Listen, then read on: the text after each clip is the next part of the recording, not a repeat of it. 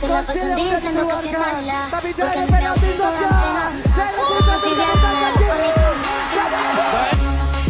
Terkait tengah, Makuka, Kukujin dengan kekebolnya mempertahankan mereka. Lihat kekebol, Moreno Gonzalez, gak punya tadi langsung selesaikan kali ini minionnya, tapi Cannon Blaker as well. The Lord nandun sa may bantay baba. Nailatag na naman. And Yue makes sure na mababa yung isa. At doon, napabagsak nila yung up. Dipaksa na kasi pag-isay sa paksa untuk mundur lagi di bawah dan sudah dengan Jordan. Bakit